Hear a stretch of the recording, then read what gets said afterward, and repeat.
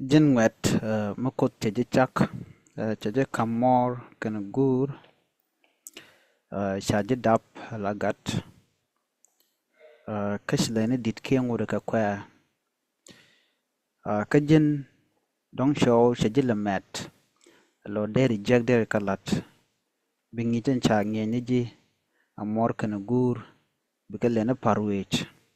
ko shiro jek peer group ke rich tijalian kel ti dong cha palrei waba ti char ka manan de kana let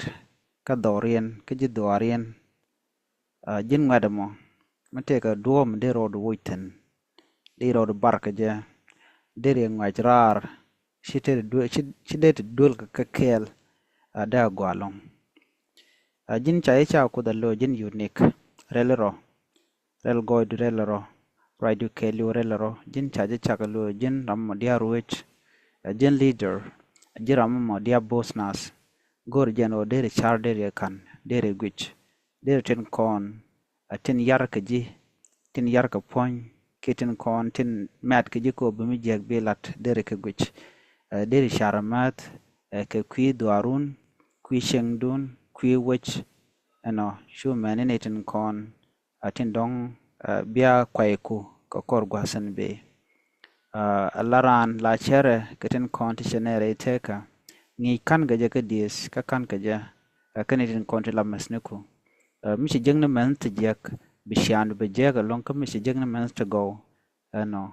biteke shang magwa goren ojin biamas rami nok luk rami luk mi jek rami shi kore shi ka nok rami ma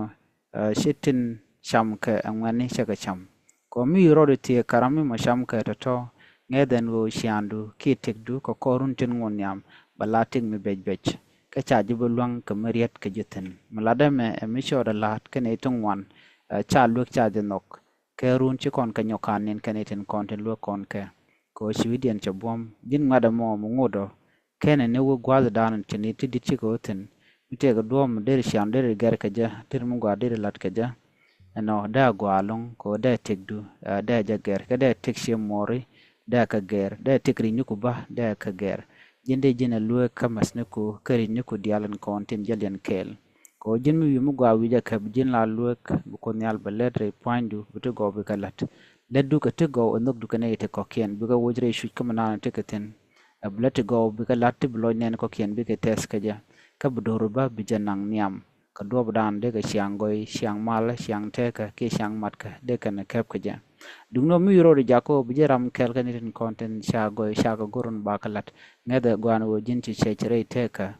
churo do jakam bej kaneti ko kien jak naro do karam mala luwa kaka janan gorno de to bala luwa kanedi alan kon tila ngani